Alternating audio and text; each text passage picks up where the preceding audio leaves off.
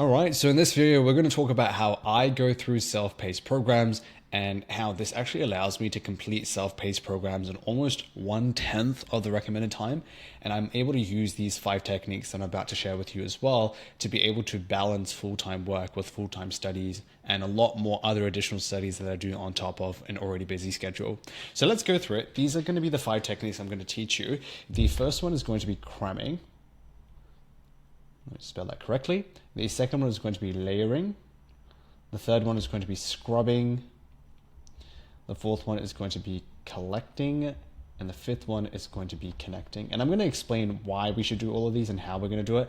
But even before we get into the techniques that we're about to use, let's talk about what we're about to use the techniques on. And this is my self-paced program of choice, the Science of Wellbeing. This is by Yale's online Department of Psychology by Dr. Laurie Santos. And you can see here, they've actually got it's a free program. Yeah, it's free. You can join it on Coursera, you can join it on YouTube. I've been meaning to do this for a while, just because I really want to learn some of this stuff for myself as well, and also just for a few of the learners and students that I coach too. But this is a free program. It's actually recently been added on YouTube, so I've just been scrolling through a lot of these. This program is very well known, but it hasn't been on YouTube. That's what you can see, it has quite low views. I've been scrolling through, so I haven't even watched a lot of this in depth. This is my first time doing it with you all. If you decide to use this as a follow through, if this is something that you want to do as well. It's also on Coursera. I was playing around with the modules. It's really cool. There's readings, there's quizzes. It's a full stack of things, really. And we're going to use these 5 techniques that I talked about: cramming, layering, scrubbing, collecting, and connecting. And I'm also going to do a demonstration of how it would look. So again, my note-taking method of choice is going to be, I have to explain this now. My note-taking method of choice, we'll put this as 0, is going to be a mind mapping approach. And it's going to be a mapping kind of approach here. Now, the reason I do this, why do we do this? At the end of the day, note-taking is organization of thoughts. So the process of looking at all this information in this self-paced program, and then we're about to put onto a Notion document, either we do typed notes or we're doing written notes in the form of handwritten notes, or we're doing mind mapping, or something you might be using Zettelkasten and all these other types of approaches to studying. The reason that we do it at the end of the day is because our notes, they're an organization of our thoughts. And basically, what the research shows is that note-taking is better than no note-taking as a whole, as an average, right? That's like a huge simplification of how things are, just because there are some people, learners, who are able to actually excel and dominate a lot of other learners that don't take notes. So there's definitely a nuance there, but TLDR, on average, taking notes is better than not taking notes. But then what we do know is that there are different methods of note taking that are better than one another. I am specifically using mind mapping, and I'm using a specific technique that we call grind. So grind is actually something that Dr. Justin Sung has developed for his note-taking methods, grind maps. We're not going to talk most about this here.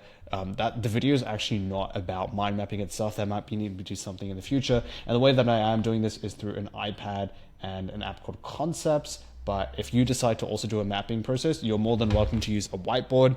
You can use A3 piece of paper, or you can use an A4 binder as well, where you decide to, draw all the notes up and you get to, have something there. So that's what you can use.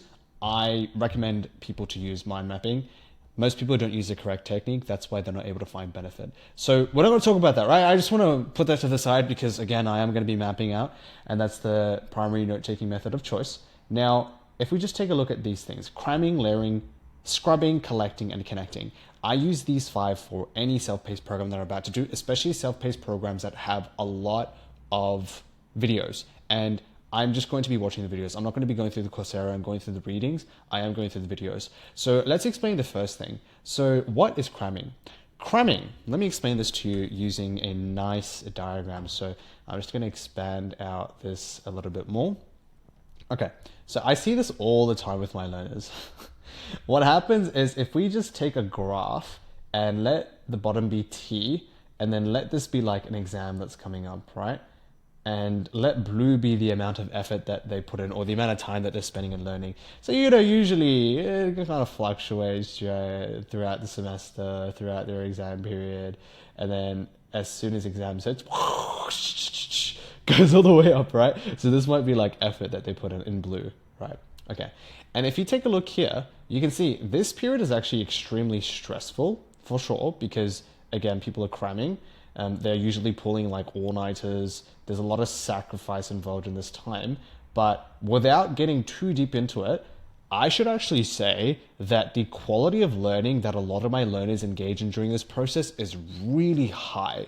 What that means is that a lot of my learners, they say that they are really focused. They're not procrastinating a lot. It's really easy to focus. They're remembering a lot of what they're studying, and they're just in constant regret. They're like, oh man, if only I did this sooner, right? So the quality of learning drastically increases. And, the reason that I've seen this to be the case is because the brain is under so much pressure of this imminent deadline. That pressure in itself actually creates really high quality learning, and the fact that they're cramming so much content in such a short amount of time. And so you can see here, what people do usually is they cram late. That's actually what happens for them. And what we want to do for our self-paced programs is we want to actually do the opposite, where we cram early. We are really just trying to cram as early as possible. I'm going to explain a little bit more. So again, I know I haven't got into the learning yet. I'm still doing a bit of teaching, but bear with me. We're about to get through the notes. Don't worry, I'm going to show you how to do all of these. But the reason we want to cram early, it's for a combination of a few reasons. The first one is that for a lot of self-paced programs, for this Coursera course I'm about to take, the Science of Wellbeing, I don't actually have any exam. I don't have an assessment. I mean, there are quizzes here, but it's a self-paced program. There is no deadline. And so what actually happens for many people, because there's no deadline, again, if we just take, that rough estimate of a graph, I see this to happen for a lot of my students and learners. It starts off like, it starts off good, but then it really dies off. And as a result, they just never really return back to the self-paced program, and it just becomes useless, right? But this is my theory. My theory is that, again, because we can't rely on an exam and this deadline, and we don't want to be relying on external deadlines. Obviously, the first thing that we need to do is we need to make sure that we have good task time management. I can't teach that in this video. That's such a big thing. But how do I explain this? This is what I've seen for self-paced programs. There is actually a certain critical threshold in which, if you've gathered enough information and if you've learned enough from this self-paced program, if you can reach that threshold, the utility and the effectiveness or having that level of knowledge is so useful to the point where you just start compounding. You just go on a rhythm. There's like a domino effect that occurs. So, okay, let me really make sure that I'm getting this right. So if you take a look at escape velocity is the minimum amount of speed that it needs in order to break away from a gravitational pull, and then it goes into infinity without any other force that's pushing it. So something that I've noticed for a lot of my actual learning is that there's actually a certain critical threshold of the amount of information that I can learn from a self-paced program. And if I don't meet that threshold, what will happen is that my progress will just plummet. And I like to call this the learning escape velocity, or the knowledge mastery escape velocity. What this means is that at a certain point of learning, when you start to actually experience the benefit of having this knowledge in your life, especially for self-paced programs that you get to choose, right? So for example, this Science of Wellbeing program, when most adult learners, so again, this goes back to, I just really want to make sure you guys know what I'm talking about. This goes back to andragogy. It's basically the study of how adult learners tend to learn. And most of the people watching this video tend to be adults. One of the core tenets of andragogy is that adults learn best when they understand why it's relevant to their goals and their challenges. So the reason I go on this tangent is because the way that most people are approaching their learning for self-paced programs, because they're not using like a cramming approach, because there's no imminent deadline, they kind of go at it at a pace where they're like, I've got 10 weeks to do this. I am not spending 10 weeks doing it. But like most people, again, they take a look at the duration that has been set by the author. They're like, 10 weeks. And then unfortunately for many people, because within a week or two, they don't really experience any benefit. They don't get that knowledge mastery escape velocity where they've reached this threshold of knowledge. Now it's just compounding. They never reach that threshold of knowledge. And as a result, they always plateau. So for me, what I actually want to do is, the reason I want to cram up front is because it gives me the largest probability, the highest probability that I'm going to be able to make this information relevant to me. And it's just going to compound. It's just going to keep going, because by the end of the 2 hours that I might spend initially upfront watching this, so as opposed to spending 19 hours watching this whole thing or this whole program, I'm going to plan to go through it in 2 hours, right? The reason I say that is because I want to cram all of this information in such a short amount of time, as if there's like an assessment coming up soon, because I really want to achieve that escape velocity where I'm able to make this information relevant to me. And if you go by this pace where you do 10 weeks, good luck. You're never going to get there, because by the time that you reach week 4, you would have already forgotten what happened in week 1 and 2. Most learners tend to forget it. Our brains are really good at forgetting information. Very, very good. In fact, our brains are forgetting information on a microsecond scale. We're forgetting about information right now. There's many theories behind it, but that's the reason I want to cram early, and I want to experience those benefits of cramming a lot sooner. In fact, immediately. So that's the first principle as to why I cram. So if I just had to explain it, first one here is going to be, I get to achieve that escape velocity a lot quicker, where my brain is starting to see the relevance of this. I'm like super hungry. Like I can't wait. I just want to learn something within the first study session of any self-paced program, where I can start to see the relevance of something, get my hands dirty and be like, oh, cool. Like that makes sense. And again, it goes back to a few theories on adult learning. Andrew Gigi, Knowles has done lots of studies on this. And this is my personal experience of going through self-paced programs in them themselves. So that's what we mean by cramming. Yes, that means I'm going to be watching all these videos. No, that doesn't mean I'm going to be able to watch all of the videos in depth. Of course not, because again, this is my only study session. If I give myself the challenge of just trying to learn everything in 2 hours, I'm not going to be able to learn everything at all. But I'm going to get some really good high quality learning there, because I'm cramming. I've got that cognitive pressure, the strain in my mind to just get this goal done and try achieving this escape velocity, trying to make it relevant to my brain as well. And again, this escape velocity, this is something that I would want to commit to myself like throughout a few days, if not a few weeks anyway. But if I'm able to achieve this a lot sooner, I'm going to be more excited to just learn this content. That's what I've personally seen, right? If it's like, oh, cool, like things are starting to make sense, I see that to be like a lot more relevant for me. So this is also extremely relevant, especially if you're doing like skills-based programs as well, where a lot of people, they kind of go through the author's timings, and sometimes, the author is very well-intentioned, but it's just too late for them to introduce a certain idea.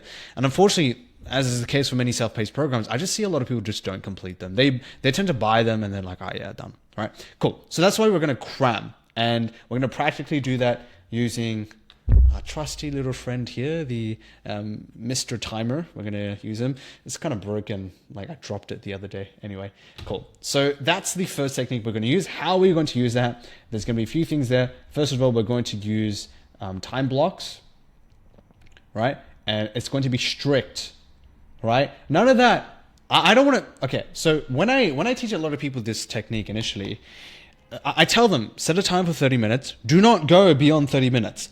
You are not allowed to go beyond 30 minutes. And it is a non-negotiable for you to achieve these certain conditions. We'll talk about it later, by the end of the 30 minutes. And then I usually get many learners come back saying, oh, it didn't work. It didn't happen. And then I told them, okay, what happened within the last 30 minutes? They're like, oh, by the time I got by minute 30, I didn't even finish half of it. And the issue isn't the time. The issue is the pressure and just the non-negotiable nature of just getting something down within 30 minutes. So that's why we need to be strict. Otherwise, our brains, they're just going to just keep going. So this is that thing that we can leverage. I just talked about it here. Our brains kind of deadlines, right? The fact that we feel pressure on deadlines, as much as we should not rely on deadlines, because deadlines are a more external thing. It creates a lot of stress. We can replicate it within this cramming period. So time blocks is something that I'm going to use a lot more. I'm going to use a priming technique as well, where I rely purely based on prior knowledge to be able to go through the science of well-being and basically talk about some of these concepts and connect them based on my prior knowledge, and not going to YouTube. Sorry, I'm on YouTube now. Not going on Google and AI and learning more about these keywords, but I'm also using more my prior knowledge. So, hedonic adaptation, I personally know what that means. You might not know what it means, but that's okay. But like, for example, something like signature strengths, you might know what it means, but I don't know what it means. But that's why I want to use my prior knowledge. I'm going to do the demonstration as well. Don't worry about that. So that's the cramming technique, and that's why it's so useful to do this. You just basically want to pretend that you only have one study session. You just need to go through everything, like all the videos, right? Everything that you can do in time. And that's going to help basically just consolidate a ton of information in a short amount of time. There's a nuance. There's going to be certain bits of information. There's always a nuance to everything, where this cramming approach, where you're trying to learn everything at once. So practically what that looks like is I'm going to go through a little bit of video 1, a little bit of video 2, 3, 4, 5, 6, 7, 8, 9, 10, a little bit of everything. Maybe I'll jump to 31. Maybe I'll go back to 2. I'm controlling my order here. It might not be possible if, number one, you're doing a self-paced program, which is like stage locked. So that means that you aren't able to progress to like a next module until you've completed a certain module. Sometimes it also is not possible. Especially this type of technique is not a good fit for language learning. I should say this. So if you're doing self-paced programs on language learning, it is not a good fit for the reason that you need to have basic understandings of certain things and certain theory and certain techniques first before you can build on top of them. So, for example, if you're studying a new language and you're learning about morphology, well, you need to know the basic morphology tables first. You might need to memorize them. You might need to memorize a bit of vocab until you can get into advanced structures and advanced morphology. Like you can't cram advanced morphology because you have no idea what's going on, right? So you can see there are a few nuances as to which self-paced programs this is perfectly applicable to, but most self-paced programs, which tend to be a bit more informational, a bit more declarative. So when we say declarative, it's more like what is the knowledge as opposed to it being like the how and the why and the when per se. Most, especially this self-paced program, the Science of Wellbeing, it would be applicable here, right? I would argue based on my studies of some AI courses that I've done, I would say that this would be applicable to those courses too, based on my studies of those self-paced programs. Most self-paced programs would allow for a cramming approach. Cool. Okay, so cramming is the first thing that we'll do. And then what we're going to do is we're going to do a layering approach. Now, let me explain what layering is. If we just take a look at information as a whole, what we know is a fundamental truth: not all the information is the same. When you scroll through a book, or when you scroll through a video, when you go through a lesson, there's going to be certain bits of information that are more important, and there are going to be certain bits of information that are less important. So, for example, if I was teaching about learning skills, I know that not everything about learning skills is equally the same. For example, I'm not going to teach you about cognitive load, misinterpreted effort hypothesis, the research behind it, the subcomponents of cognitive load being intrinsic load, germane load, extraneous load, the need to reduce extraneous load, the criticisms of cognitive load theory. Like I just basically told you about all those things. And if you don't have any existing knowledge on learning, none of that information actually made sense for you. So for you as a learner, for you as a student, the best thing for me to teach you about learning skills is to make it more relevant to you, make it more open. I'll talk about note-taking first. I'll talk about how your brain works first. I'll talk about these basics about why learning how to learn is so important. You can see there's a clear hierarchy. There's a clear introduction to information that I have to you first. Very similarly, if we take a look at this, the course here, you can see this 4-minute video on why this course exists. And again, I skimmed through it. I haven't actually watched it. Just going through this here, it's like, well, the information that Dr. Laurie Santos has probably put in these first 2 videos, number 1 and 2, is probably the most, like, she thinks it's the most important information that I need to learn about this Science of Wellbeing, because she knows that, the thing about the interview with Gabrielle Oettingen, for example, like, this is not important. That's why it's all the way down here. So what I'm trying to get to here in terms of layering is that not all the information is the same. Some information is more critical than others. And what we want to do, especially with our first few minutes of our learning of any content, we always want to start off with what we deem to be the most important information. We never want to be learning specific details too soon. And anytime we're doing our note-taking process, we are always just focusing on the major ideas first. We're focusing on that first foundational layer, and then we're moving on to the next layer, and then we're moving on to the next layer.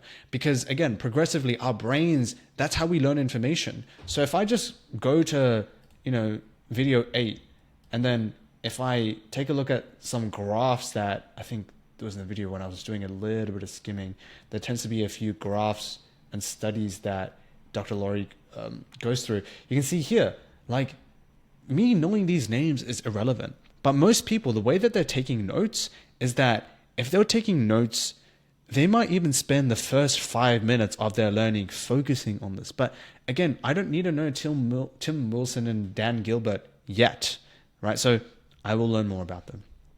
Okay, so if we just go back to why layering helps, is because not all the information is the same. We want to actively prioritize information because prioritizing information it requires a deeper level of hard work that your brain has to do, and that results in really high quality learning. This relates to a few theories on higher order learning and lower order learning. We talk about Bloom's revised taxonomy here. I'm not going to get into all that learning theory. We do that for another video. So we get to prioritize information. We get to learn the high yield information first, and then this then makes our knowledge a lot more sticky, right? So we'll just put sticky there. In terms of how we're going to do that, the deliberate approach that we're going to use here is we're going to use a 5-layered approach. So I'm not going to be able to go through all layers in this video, but the 5 layers that we have here are going to be, number 1, main ideas. That's the first layer. Second layer is going to be sub ideas. Third layer is going to be the major details. And the fourth layer is going to be the minor details. And the fifth layer is going to be the isolated details, things that just don't connect. And the way that we characterize these details is based on their frequency. Right? So major details would come up quite a lot. Minor details come up medium. Isolated details is like, it just never comes up. It was like really impossible to connect. So it's based on frequency and its connectedness with information. Right? And that's that layered approach that we're going to use. Specifically, what does this look like? So again, I'm going to pair this with my mind mapping strategy where I'm going to have the big layer here. I'm going to then have the second layer here, the third layer here, fourth layer here, fifth layer here. And again, based on the complexity of the information, sometimes I reduce my layers. Sometimes I keep it to layer 3. Sometimes I actually introduce 6 and 7. But this is for more nuanced applications. I don't see the need to do that. So that's how I'm going to practically apply it. If I was doing typed notes, and again, I'm not a fan of typed notes, I wouldn't actually do this through a typed note mechanism. I would delay my note taking, right? And I would only take notes based on the layer that we're in. So what this means is if you're doing typed notes, and again, I'm not a proponent for typed notes. Sometimes it makes sense actually, sometimes it's good. If you're doing type notes and you're watching all these videos, you don't want to be typing everything. You do not want to be a human photocopier because not all the information is the same. So you're going to be listening to these videos and you want to listen to Dr. Laurie speak. And anytime there's information that you think is important, that is a main idea, you want to put that down. And then you scrub through all the videos. You do layer 1 for all the videos. And then you do layer 2 for all the videos. And then you do layer 3 for all the videos. And layer 4 for all the videos. Layer 5 for all the videos. And yes, you are jumping between layer and layer. So it is a bit different there as well. Right. So delayed note taking is very useful if you are, for any medium, especially if you're training yourself from being more of a passive learner. So passive learners being like people just type notes, and then an active learner who is someone who takes ownership of their learning and is more active in the process in that they're making conscious decisions behind how they want to present the information. So that's the second technique I would use, layering, right? Now, the third technique that I then use is scrubbing. This is especially important for videos. So the way that we're going to do this, and the reason why I'm going to scrub, is because watching entire videos is inefficient like crazy, especially when we're starting from layer 1, right? I don't want to be watching video 1 and then sitting for 4 minutes, right? And then I watch the whole video and 4 minutes has passed. 4 minutes is a long time, by the way. The reason it's a long time is because, again, if our goal is to achieve this escape velocity, we need to measure it at a second by second basis. And again, I know that this does get a lot more complicated. There's a lot more that I need to explain behind this, but basically we don't want to be watching videos at all because we want to be making sense of our information. And if you just see, I basically pressed play. I just wasted 3 seconds. And you might be thinking, oh man, this guy's an idiot. What does he mean he wasted 3 seconds? But that is actually how frugal we want to be with our time, especially when it comes to time efficiency, especially for cramming early, especially if you want to really be like getting really, really fast. So for me, I don't want to be watching videos at least in my first pass. I don't see that being important for my first layer. It's only when I hit the second layer do I feel comfortable to basically do this and then press play. And this is only when my first layer is done. And then it'd be nice to listen to Dr. Laurie speak about some of the things. I'd probably play it in 2x. Sometimes I'd play it a bit slower. But I'm not going to be watching any of the videos yet. And again, as I'm doing, I'm actually scrubbing, right? I'm scrubbing. And again, if it's my first layer, I'm only using the videos and the keywords on the videos. I'm not using Google. I'm not using AI yet. I'm using prior knowledge here. The reason this is the case is because, again, even though I haven't studied well this topic in itself, I have some existing knowledge about well-being. And this goes for the case for any self-paced program that you might do. You might be doing a fundamentals on AI. And even before you watch the course, your brain already kind of knows a few things about AI. It might not know the topic. It definitely won't know the topic, right? But it knows some things about AI. And you basically just want to activate that onto your mind. And again, this depends, especially when we're starting. And that's what I'm doing. Scrubbing, particularly, what I'm doing, I'll just show you what this looks like. This is literally it. I'm hovering my mouse, and anytime there's like, okay, that's irrelevant. Welcome to New Journey. That makes no sense. Okay, where we go. Science of Wellbeing. Okay, again, it's just introductory. Oh, okay, this is useful. So you can see, I got to this point in 5 seconds of scrubbing. Some of you are going to be watching the video for 4 minutes, and if you have a short attention span, you're going to end up on TikTok, right? Or you're going to end up like passively watching the video. But honestly, this stuff is pretty interesting. So for me, I'd probably still stay on board. But you can see in just a little bit of scrubbing time, I'm able to get all 5 of these. Whereas if I had to watch the video, Dr. Laurie would spend almost a minute explaining all of this, right? And again, the longer these videos are, the more relevant it is. This course is actually on the shorter end, definitely. But if you're watching like an hour video and you can go all the way to the end to like minute 59, and then it gives like a summary of what is talked about. Dude, you got into that point in seconds. Again, you won't have the depth, but at least you've got that. So that's what that scrubbing technique is. And for me, part of scrubbing, I'm also like, this is like more of a sub thing. I'm jumping around as well. So I'm just going to go through all the other videos, and then I'm just going to like scrub through, and I'm going to see, is there any valuable text? G.I. Joe fallacy, maybe that's valuable. And then I basically just go through everything. And then by the end of it, I stop on these critical slides. So what does this mean? A lot seems to be medium income at 34. Okay, cool. Sweet. So that's that process there of scrubbing through. Now, let's take a look at the next one. Okay, actually, wait. I need to talk about how I'm going to do this. Well, I just basically showed you. If you get your mouse, you make sure you don't play any of the videos, at least for layer 1. You don't want to play any of the videos yet. So we're going to set a timer. And then what we do is that we just go through all of them like this. And then you go through 11 and you just literally do this. And anytime there's like a critical slide that Dr. Laurie might show, like maybe this is important. There you go. This is like more student sentiment, so that's actually irrelevant. But usually there's like videos that have those studies on them. So you can see that like this is pretty important, like this definition maybe. Goals, okay, this study might be important. But again, for me, like a study might fit into like layer 2 or layer 3. So again, I'll demonstrate more of this. So let's write that down. You're basically jumping through videos. You're scrubbing through them. You're not playing the videos. Do not play the videos, right? Not yet anyway. Don't worry. You'll get a chance to do it. Okay. So as you're doing the scrubbing process, there is something that you are doing. You are then collecting. So what this means is that And the reason you want to collect is because the truth exists within the information. Truth exists within the information. And there's a reason I'm studying this, right? There's a reason I'm studying this course, because I don't know enough about the science of well-being and I want to learn more about it. And so the reason it's still important to make sure, so you can see here's the WHOOP method.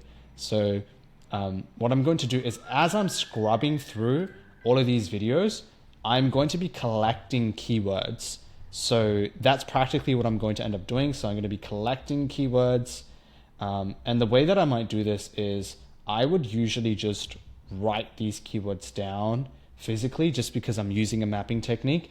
But if I'm preparing to do a mapping technique, this is where I might actually take the time to type these out. I might type them out a little bit more. Now, there is another approach you can use here to expedite it. I've been experimenting a little bit, whereas basically you can get AI to do all of this. So I could go onto Claude and then, maybe I could just quickly try this out with you live. And if it fails, it fails. So I might say, can you please collect 30 keywords from Yale's The Science of Wellbeing course in an unordered list, right? And then I might just allow it to access the web. I might just give it access to this really quickly. And then I don't know if giving access to Coursera might help. So this is another technique you can use for the collecting process. So I might just put manual versus AI here. But let's see if it will be able to do it.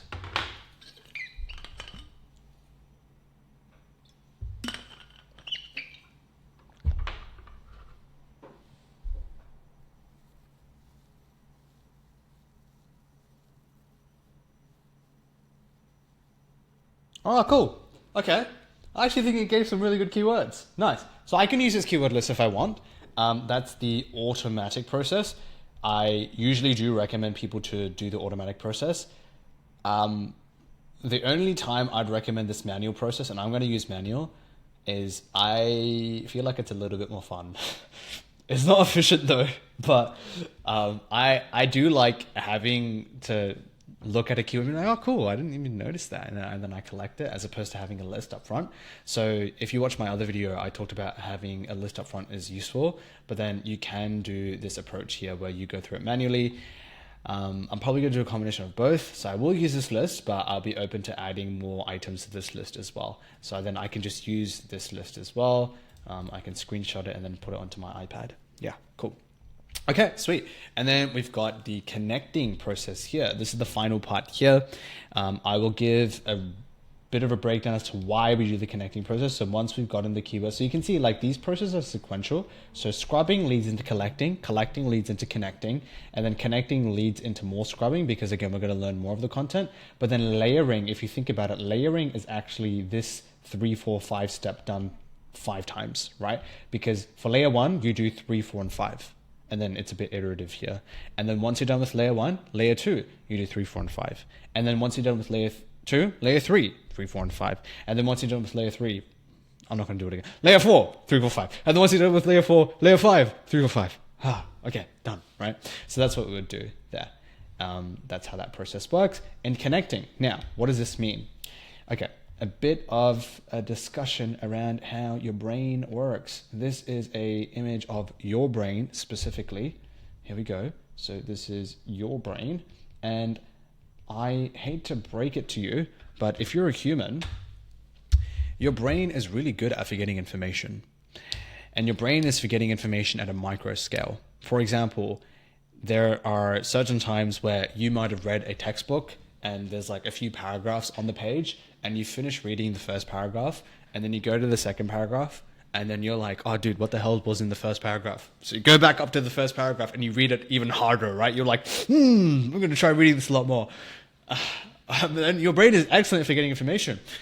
I might even ask you, what did you eat last week Wednesday for breakfast? And unless you have the same breakfast every day, you wouldn't be able to tell me. But if last week Wednesday you happened to go to a 5-star restaurant for breakfast, for brunch, you'd be able to remember. You'd be like, oh, Tanzir, I went to this restaurant and it was awesome, right? I had this, it was like the best food I had in my life. Your brain remembers that. And why does your brain remember that? If we take a look at the type of information that your brain tends to remember, it remembers information that is interconnected. It remembers information that has relevance, that has meaning, that if your brain forgot it, your brain would be screwed. That's why your brain is able to remember, your phone numbers. So, it might be like +6189. I didn't even write 89. 89756. I'm not going to finish the number because I don't want you guys to call a number that I don't endorse, right?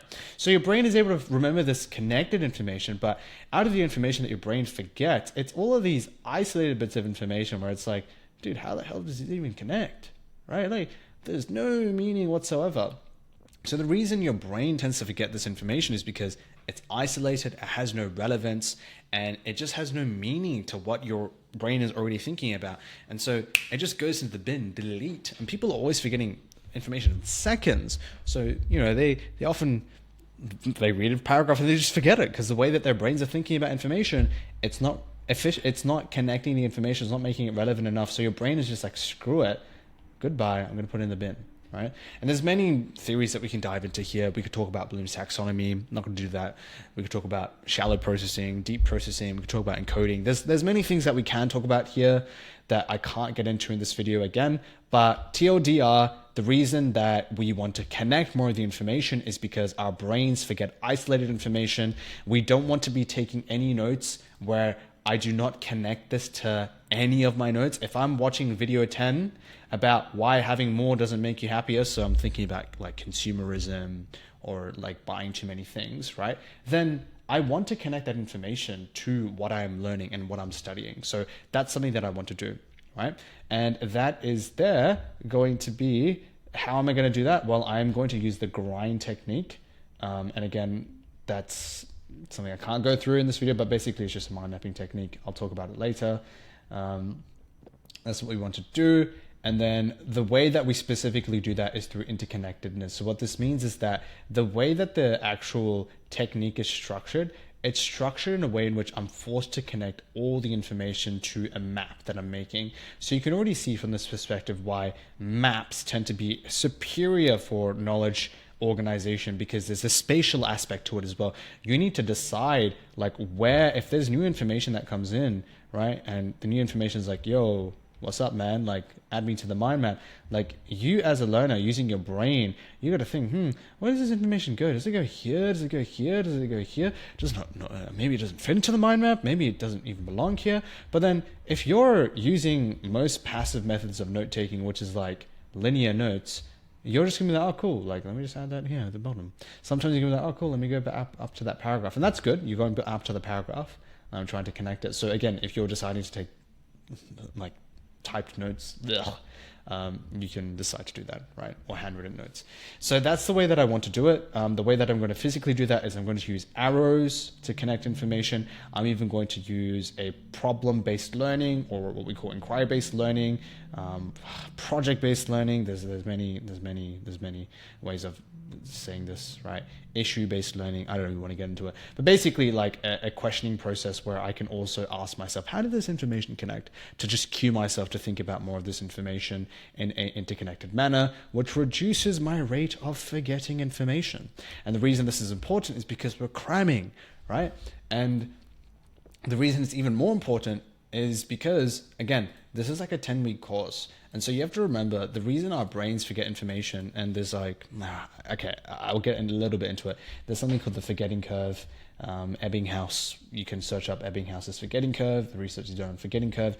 Information, we forget it at like a pretty exponential rate. And what we want to do is we want to reset the forgetting curve every now and then. So we want to make sure that we expose ourselves to the content, right? And we're able to reset that forgetting curve. But you can see it still stays relatively, and as you do more spacing, it basically just reduces the amount that you forget.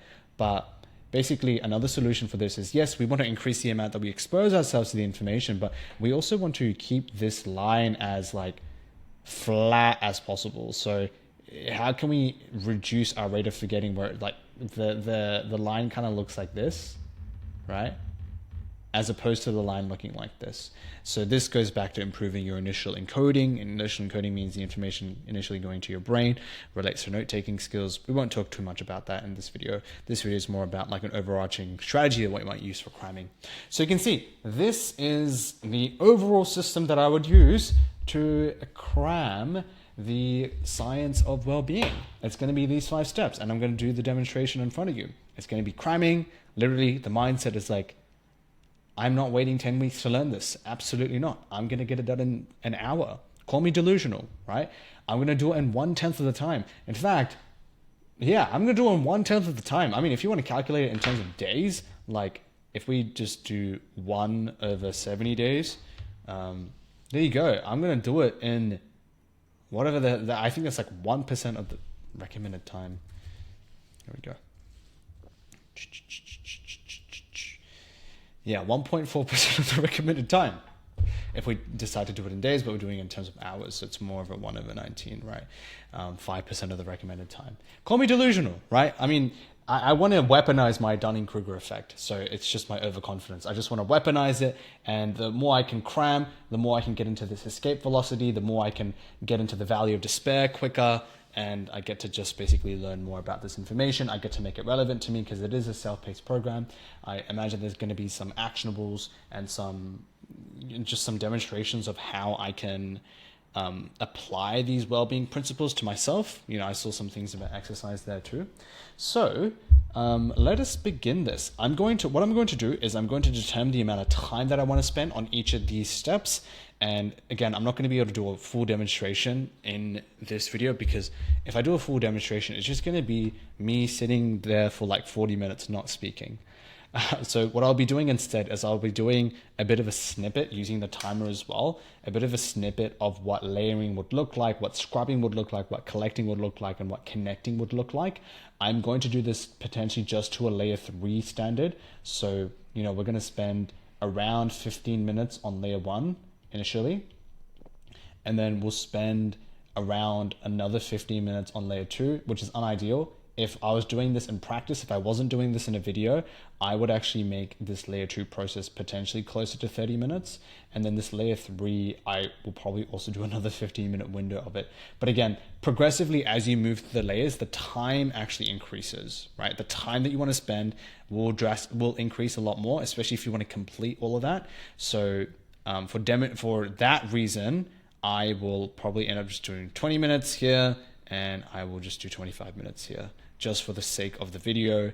And again, in reality, it's probably going to end up being a little less. The reason I said 15 is because I'm probably going to be speaking and narrating as I do that process. So in reality, it's probably going to be 15 minutes of real learning time, and then 5 minutes of me breaking out of flow and having to teach you about everything, right? So that's how the remainder of the video will be structured. And as I do that, I will be demonstrating how I do it. We'll have a timer on board. You'll be able to do it for this as well. But this is the overall plan.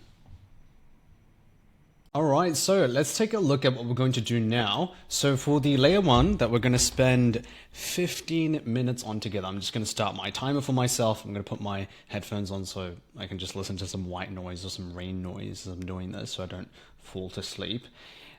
That's layer 1 here. And what are we going to do for layer 1? First of all, we're scrubbing through most videos. And again, the keyword is scrub. Do not watch or press play on any of these videos yet. Don't. Please don't, all right? Obviously, there's the 15-minute timer that we're going to do there. And then what we're going to do is we're going to be collecting those major keywords that I see. And again, you can use an AI approach here to make this a bit quicker. But for me, I just personally just enjoy kind of just collecting them myself, in my opinion. Yeah, so, you know, it doesn't have to always favor efficiency sometimes, but that's up to you as a decision that you can do to collect those keywords here. All right. And then what we're going to do is we're going to then connect them. And the way that we're connecting them is based on prior knowledge, guesses and prior knowledge. So again, I am not actually looking up these materials. I mean, as I scrub through them, maybe I realize how it's connected. But again, I'm mostly going to be doing the heavy lifting based on my hypotheses, right? Now, the reason this is helpful, again, this is like one of those other techniques, I guess if we had to break down the why, the reason it's helpful is because my brain already has information about well-being in some way, shape, or form. I don't know about this, but I have studied well-being in the past. I'm a psychology student, so I've studied well-being from that angle. I have coached students as well. I've worked with mental health professionals as well. I've spoken to a lot of doctors about it. I've gotten some basic training on it. I have some friends who are mental health practitioners. So I kind of have some prior knowledge that I can use here. You might have read a book, etc. So there's some of that, right? And again, I'm spending 15 minutes here. So let me start the timer. Let me put the good old headphones on as well. All right. And we're going to start a timer for 15 minutes starting now. So let's go through this together. Okay. I'm going to do my mind map in green. So anything that you see in green is all of that. I changed my mind. We're going to do it in yellow. Okay. So I'm just going to scroll through most of the videos here. There's 31 here. Happier. So happy, well-being. Okay. So well-being is one major idea that I think is going to be popping up quite a lot. Happiness is also another idea. And I feel like well-being and happiness go hand in hand. Scrolling through the titles, G.I. Joe fallacy. No idea what the hell that is. What we get wrong about happiness, a good job. What we get wrong about happiness, money.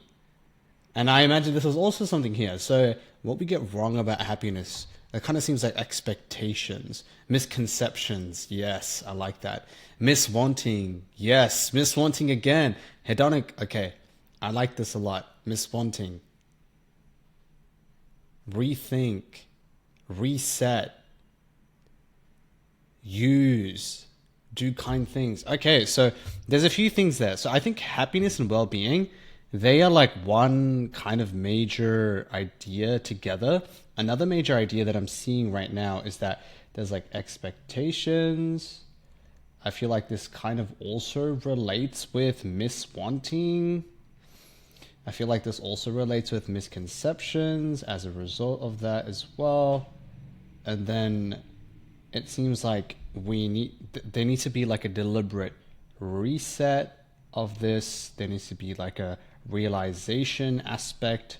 And I think that allows people, maybe like understand the reality of happiness. And I feel like the reason it's important to reset in the first place is because it might connect with the reality of happiness. And that the reality of happiness as well is the hedonic treadmill. Right? I know what the hedonic treadmill is. So hedonic adaptation for me, I kind of know what that idea means. It's like, again, I'm not looking at Google or anything. And we're still on that timer. There we go. We've got 12 minutes left. So I think hedonic adaptation might be here. Like it's part of the reality of happiness, right? And if we want to get happier, it seems like there are strategies. I feel like strategies result from reset to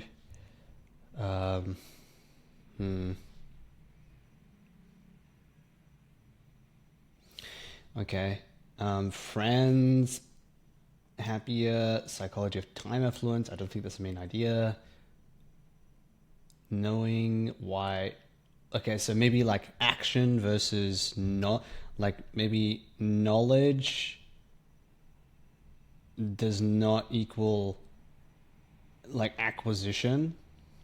Okay, that's like a really complex way of saying it, but what? Okay, I'll take it as a thing. Maybe I'll scrub through this video.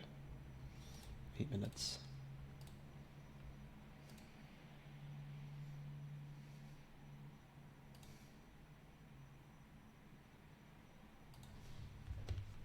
Right? Yep. Cool.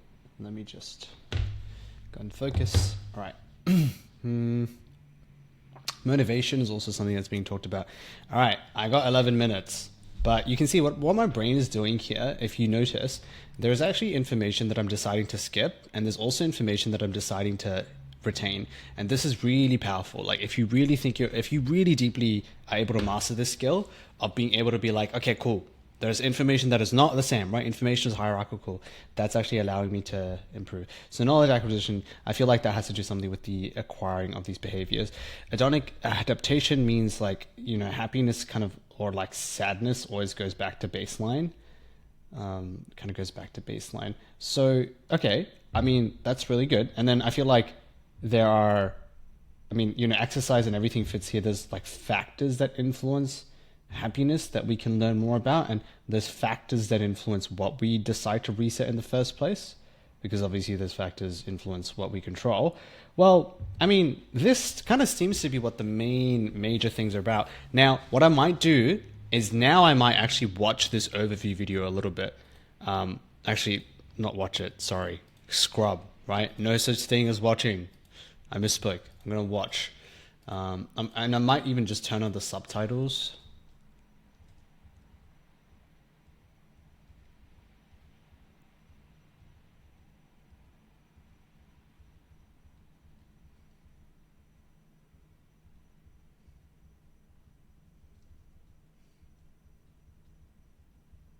Okay, this is really good. I remember this part. Misconceptions, expectations, stuff that really increases happiness, strategies, and then putting the strategies into practice. Okay, that's a really nice overview. Okay, I got 9 minutes left. 9 minutes left to think about some different ways of representing the main ideas. So now what I might do is I'm going to actually find different conceptions as to what the main ideas could be. So this is the first one. I feel like if I had to make a hypothesis, the course is going to talk about factors that influences our well-being and happiness, and we're then going to expose how there's a mismatch between the expectations and reality, which is actually what causes like a void in our happiness. And then the reality is, number one, we need to have an awareness of the hedonic adaptation. Number two, we need to reset and recalibrate. So that works for me. But then honestly for me, why is well-being and happiness even important in the first place? Like, why does that even matter? I guess it relates to a goal. It means that you get to enjoy life. It means that you're less painful. I guess you're just happier. That's just reversed. That's circular logic though. Okay. What's another way that I think this could be talking about?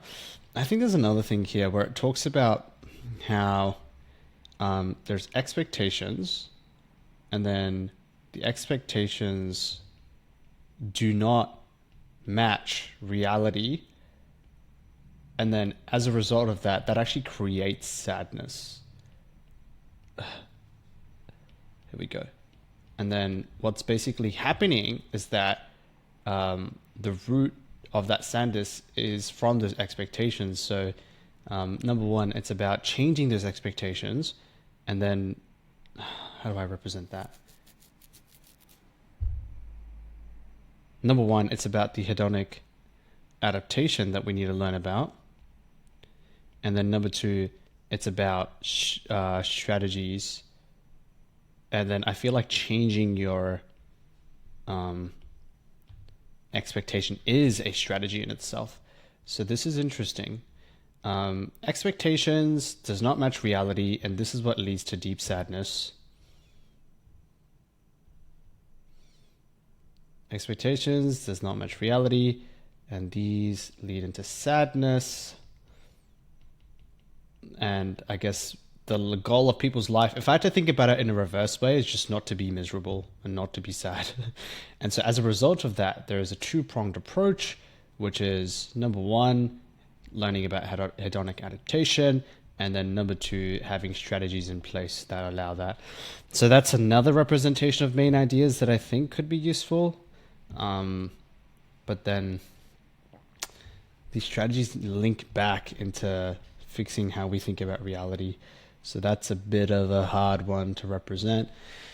No, we've only got 6 minutes left. I might quickly just go to ChatGPT as well and just check these keywords out. I'm not using any of the information. Expectation reference points.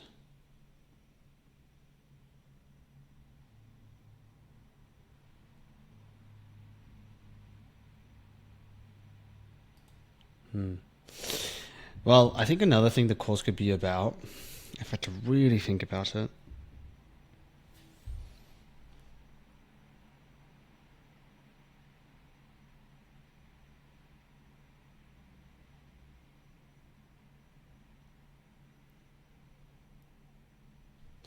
Well, maybe it's like there's expectations of things that we think will make us happy, and then there's the reality, right? And this is happiness. Reality is what leads to it, but expectations never lead into happiness. Well, maybe they do, but not the type of happiness that people are after. Ugh. And so, and then what we do is we learn more about happiness in itself and the nature of happiness, which one big one is like a hedonic adaptation that occurs. Um, so one strategy is like shifting towards that state.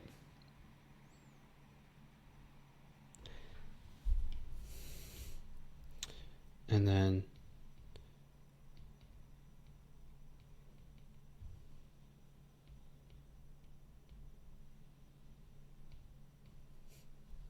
hedonic adaptation. There's also strategies here,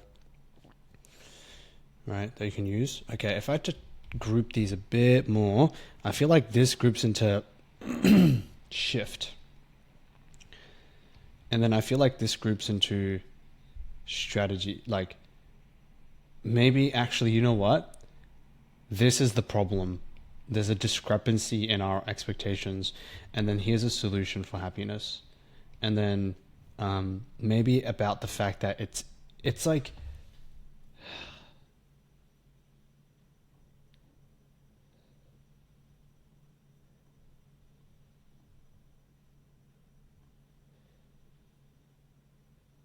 signature strengths. Okay. Now I think I'm in the position where I can rapidly just add a lot more, like just a bit more detail. G.I. Joe fallacy. No. Why is it skipping? Why is it skipping? I, I've only got like 3 minutes. Oh, this is horrible. Okay. G.I. Joe fallacy. Where is it? Where is it? Where is it? No, this is not it.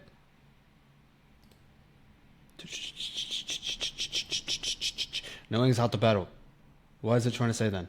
Is it trying to say knowing is not half the battle? Okay. All right. So, G.I. Joe fallacy belongs somewhere in expectations. Like knowing is not half the battle, right? So there's something about like knowing does not mean doing. Yeah, I think that's a lot better than acquisition. Okay, cool. What we get wrong about happiness, a good job. So again, expectations here, like job is going to lead to happiness.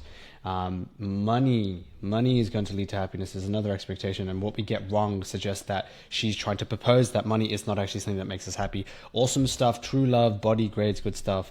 Body, awesome stuff, like consumerism is what I think it might mean. And then love, and then grades, that's like again something about expectation. Annoying features of the mind, I think that kind of relates to annoying features of the mind. I think that's where it might belong. Okay, happiness misconceptions, I feel like that belongs under here as well. Happiness misconception. And then miswanting, that's like another bias, maybe fallacy, and then like bias here, like miswanting. Miswanting means like you want something, but you actually don't want it. That's what I'm guessing what it is. Why having more doesn't make you happier? So that kind of goes back to consumerism. Don't need to do that anymore. Science of hedonic adaptation kind of relates to those things. Focalism and immune neglect. I have no idea what this is. I feel like this relates to like biases, like focalism. Like you just focus on one thing and you think it's going to make you happier. Blah, blah, blah. And then immune neglect. Oh no, this is horrible. Oh no, dude, I've only got a minute left. Okay, miswanting, social comparison. Where does social comparison lead into? No, rethink awesome stuff. So rethink. I think there's something about sleep and exercise. Thwart it. I don't know how to thwart it. And then there's like sleep more, and then exercise more. I remember seeing it. Exercise more, and then reset your reference points. Okay, cool. What else? Use your strengths. How can we overcome our biases? Do kind things. Kind things. 40 seconds left. I'm interview mind wandering And happiness, you just gotta let your mind wander. I don't know. How to achieve your goals. Maybe achieving your goals is like a strategy there too. That's something that I'm seeing as well. But then goals also kind of relate. But then, yeah. But then biases, right? Like you got to learn more about your biases a little bit. So you got to question them. That's part of the solution too. So it kind of connects back there. Sleep and exercise, they are like kind of goals as well. You can't just sleep and exercise more because it's hard for a lot of people. Meditation as well. Meditation, are there some forms of meditation that are better than others? Done. All right. So that's my time for layer one. And I think that's actually a good layer one. You can see it's very messy. And again, what I would do right now is I'd like really, really, really, really, really quickly clean it up. So it's like, okay, I've got these are what are my core ideas. What problem, and then under problem I had expectation did not meet reality, and then that problem is what causes like sadness.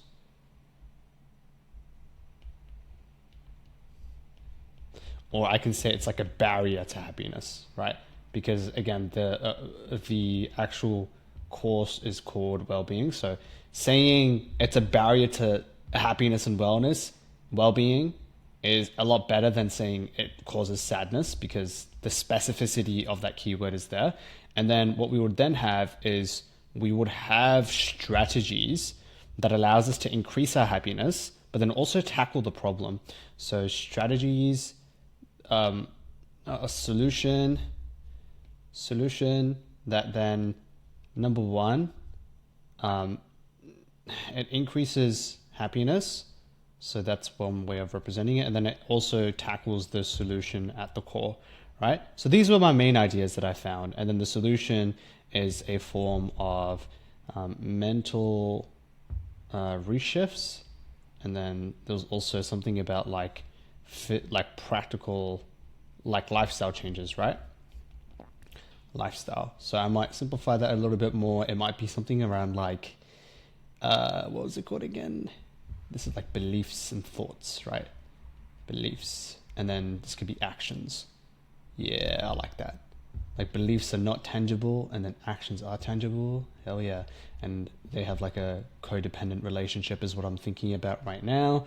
And then there's like a ton of strategies included in this part. So, I mean, there was like G.I. Joe fallacy. So under expectations, I think there's like a cognitive... I don't know, man. Okay, but you can see I'm out of time. Again, if I was being a lot more fair to myself, I would have given myself 30 minutes. But for the sake of demonstration, and because I can actually get to this point a lot faster than most people, I have created this sort of main idea. So let me explain it to you. I think this is pretty good. Like within 15 minutes, I was able to get to this point.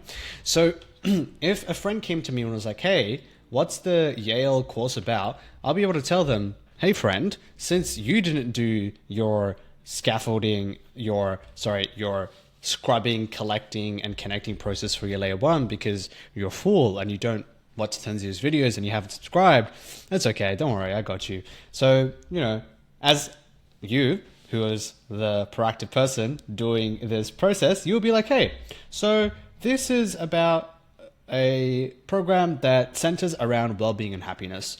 And basically, there's a huge problem that we have as humans where we have an expectation around what happiness should be, but when that expectation does not meet the reality, that then actually creates a problem in that it becomes a barrier to our happiness. So it's a shame because there are things that we expect to make us happy, but that in itself actually reduces or does not allow us to become happy. And as a result, what we're doing is that we're then going through in this program solutions that allow us to identify our beliefs and integrate some actions that directly help with increasing our happiness, but also tackle the root of the problems that exist with the expectations not meeting reality. So that's my layer one, done. But again, I can go a lot deeper here, right? I can even start talking about a few layer two things I have not included and I've not focused on here. So I might say, well, under beliefs, there's actually something that a lot of people get wrong about happiness, where a lot of people believe that when they buy something, when there's consumerism, their happiness stays up front. But what we know is that happiness actually comes back down, and this is called hedonic adaptation. And this goes under the belief. People don't actually know this at all. So if they were able to reframe their beliefs around consumerism and buying cool stuff, then, and if they're aware of hedonic adaptation, that in itself might be a mindset change to facilitate a little bit about happiness.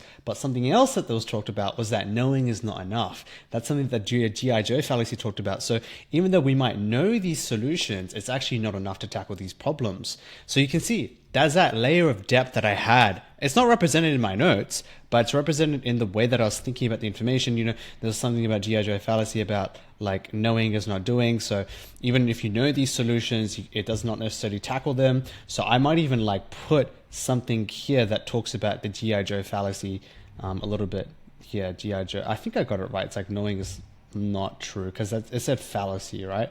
So it has to pass like the G.I. Joe barrier. And then the G.I. Joe barrier talks about how knowing is not equal to doing.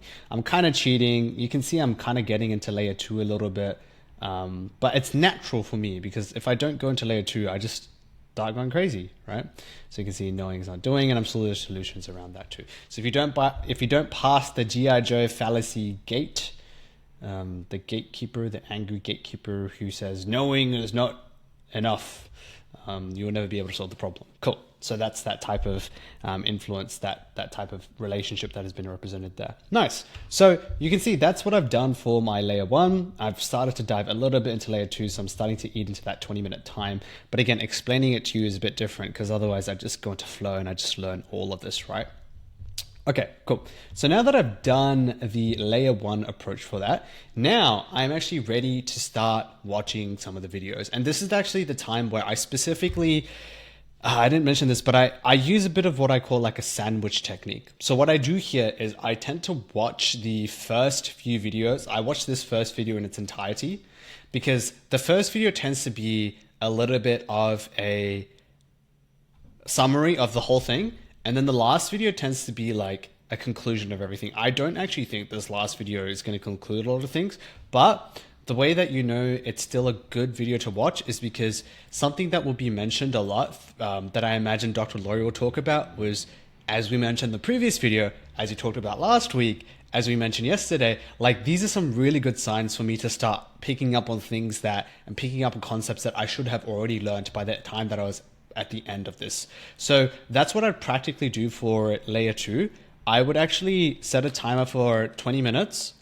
And then what I would do is I would actually just watch these videos a little bit here. So I'd watch these videos, and as I'm watching this video, I am then looking at my layer 1 and I'm thinking, are there any differences in what Dr. Laurie has mentioned here? So I would do that really quickly, and I personally just 2x it sometimes.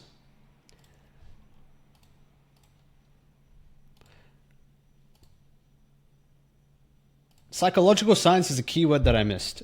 Is that important? I actually think it is important. Oh, okay. I think it is really important because like a lot of this is research based, right? I mean, it's a bit the science of well-being. I guess I kind of like maybe it belongs near solution. So this is layer 2 now. So I can officially move on to a new color, or I can decide to challenge my layer 1. So you can see now we're not using as much prior knowledge anymore. This has already been done. We've used a little bit of prior knowledge, a little bit of exposure to the content, but now we're diving into the depth of the information. So psychological science seems to be a keyword that I've missed.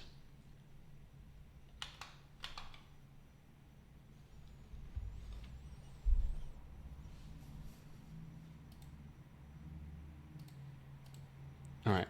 So you can see, again, I would watch the video in its entirety and I just kind of go through it to understand. And then I do my sandwich technique where I would then go to the last video in the module. So this would be, you know, if we were doing the Coursera program, you'd go to the last module.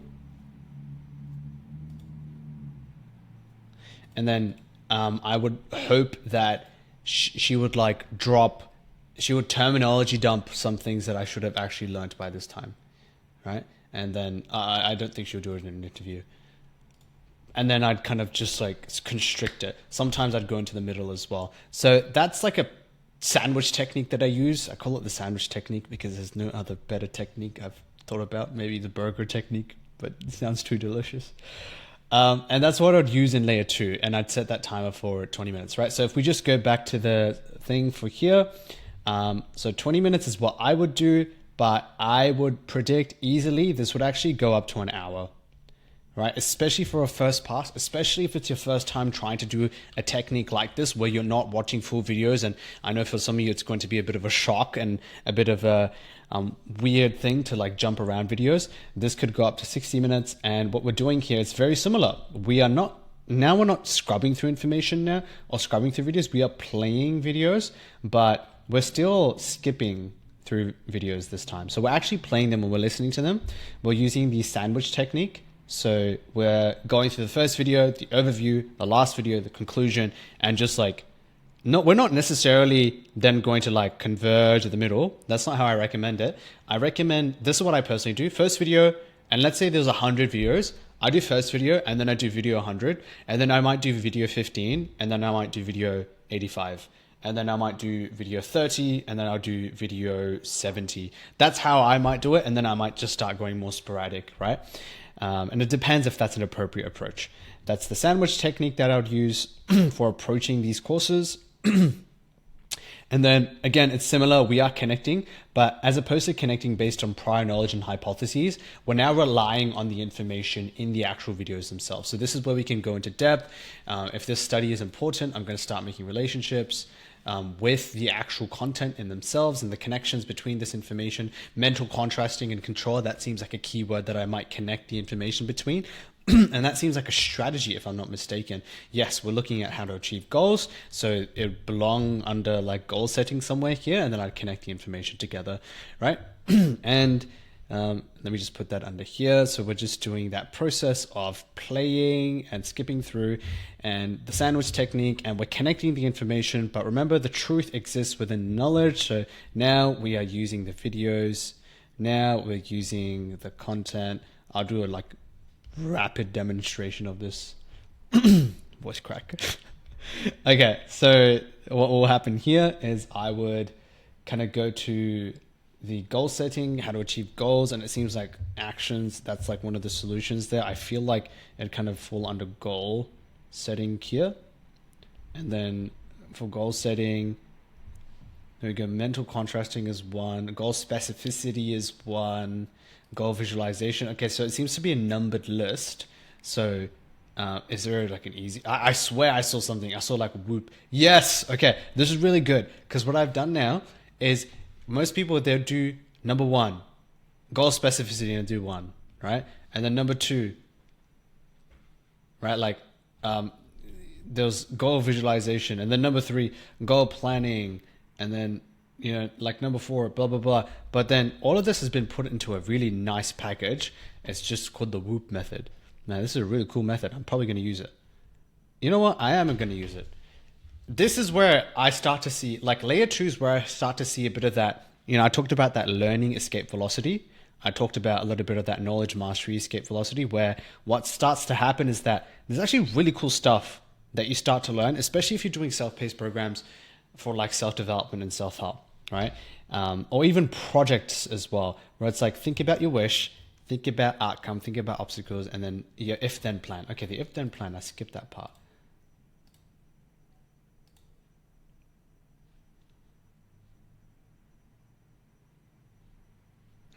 Okay, so you guys can't hear the video because it's actually through my headphones, but this is cool. So it's basically saying this guy, I'm taking it with a grain of salt because I'm always skeptical. This really cool guy, Peter Gollwitzer, he said that if there's an if-then plan, it actually leads to empirically like greater goal attainment. And this is the results. For easier goals, it didn't make a difference, but for harder goals, it made a difference. So what I might do then is I might just go to ChatGPT and can you please give me an example of an if-then plan? And I might just ask for it for an example, because again, I want to make this relevant to me.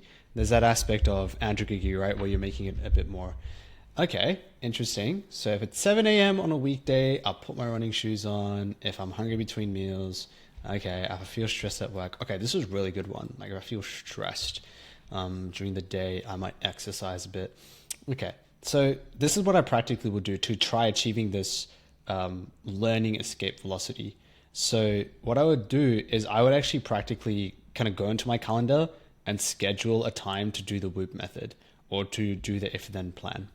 And then I would slowly start to integrate it. So then now what you can see, the reason I mentioned this a little bit more is because this is where a lot of the learning now becomes beyond just this process. So, doing is that we're kind of going through this process here where we're learning more about the actual techniques themselves. And again, if you're doing a PACE program where you are going through other content that's not personally relevant to you, again, you start to figure out like what's like a project I can integrate this into, what's the relevance to you like personally, right? And trying to find that way of doing it. So there's the Whoop method, and then I'd connect it more. I'd learn it in depth. I would add visuals. I would keep doing it, right? There's the grind process that I'm using quite unconsciously here that I'm not narrating as much. So that's the overall process that we would follow for self-paced programs. And again, we would just watch through all the videos, would go through layer 2. That would be a 60-minute timer. I'm not going to sit here for 60 minutes and do it. That'd go crazy. That's just going to be me like being in flow. And then for layer 3, again, it'd be something very similar. And you'd see like, honestly, by the time you get to the 30-minute, 40-minute mark within layer 2, yes, you would have played and skipped through most of these videos, but your knowledge of the actual topic is going to be pretty rich, right? And that's with that 30-minute for you guys, 30-minute priming session, and then 60-minute layer 2 session. That's already 90 minutes that you spent learning about this. And at the end of the 90 minutes, given that the technique is done well, and there's so many micro decisions that goes into that, so we can't talk about that as much. Given the technique goes well, the representation of notes is going to be so rich. Like I can already feel it. I'm already feeling, hey, there's a Whoop method, and that's an action. But remember, knowing the Whoop method is not enough because it's the G.I. Joe fallacy, knowing is not doing. And so what I would do is I would then just go to the G.I. Joe fallacy and learn more about that. What the hell is this about? And then how do you solve the G.I. Joe fallacy?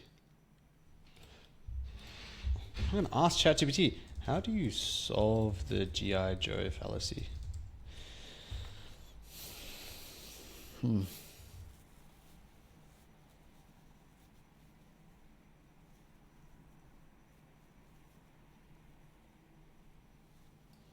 You have to plan. Yeah, you have to create goals, and you have to actually have, okay, cool, done. Makes sense. Yeah, sweet.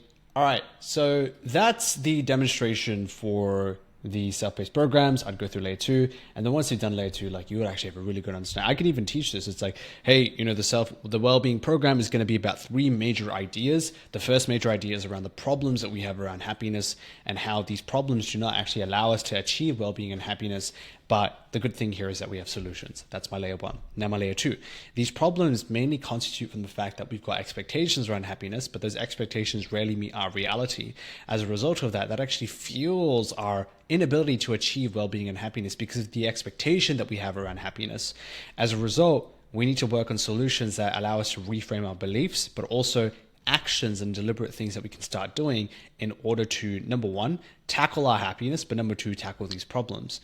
The only problem with trying to have these solutions is that knowing is half the battle. This is known as G.I. Joe fallacy, where knowing is not actually half the battle, and knowing does not equal doing, and that there needs to be deliberate interventions and activities and plans of implementation that is considered in order to tackle these problems. Now, for the expectations, this relates to a few concepts that I have not talked about here, which talk about the hedonic treadmill, where a lot of people think when they buy something or when they consumerism, when they fall in love, or when they have a good body, when they have good grades, that the happiness will remain up for a very long time.